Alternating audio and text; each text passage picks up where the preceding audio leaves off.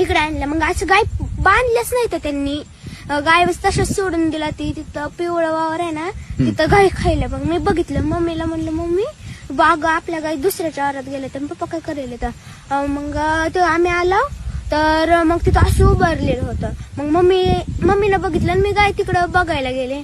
मग मम्मीनं बघितलं, मम्मी म्हणजे चिरकायचंच कळना, असा गळफास घेतलेला होता, चिरकायचंच कळना. मग मम्मीनं भाऊजी म्हणून हाक मारली. मग अंकलच्या आधी मी तिकडून आले पळत काय झालं की म्हणून.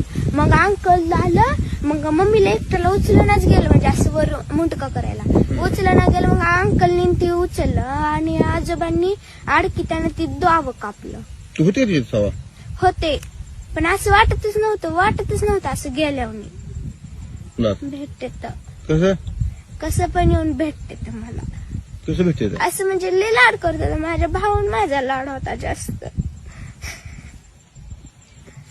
पप्पा काय म्हणायचं तुला? काय नको, नुसतं पोलीस होऊन दाखव म्हणायचे मला. आता पप्पा तुझे गेले तर काय काय कशी कमी गेले पप्पा तुझे? कर्ज होतं, 15-15 मिनिटाला फोन असायचा सारखं. अर्धा तास आम्हाला, अर्धा दीड तास बसून दाखवल्याला त्यांनी किती फोन येत. असं म्हणजे दमच नव्हता. सकाळी उठलं फोनच. एकदा फोन डबल घेतला. असं रडायचं पण, म्हणजे असं आम्ही रानात आलो की सुट्टी दिवशी ती रडायचं गळा धरून मम्मीच्या बी माझ्या बी रडायचं.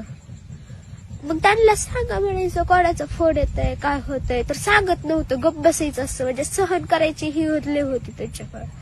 मग त्यांनी सहन केलं असं केलं. आता काय वाटतं पप्पा गेले तुला? वाईट वाटतंय, म्हणजे अशी कोणाची गाडी वाजली की पप्पाची गाडी आली म्हणून वाटतंय.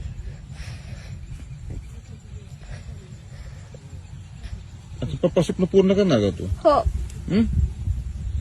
सरकारकडून काय मागणी आहे तुझी? जसं माझे पप्पा गेले तसं कोणाची जाऊ नये, हीच आहे.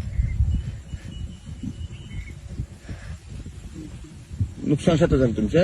हो, सगळं ऊसात पण पाणी आहे, पेरूत आहे, लिंबूनी सगळीकडे पाणीच पाणी आहे. पेरूला पाणी लागून आळ्या लागल्या.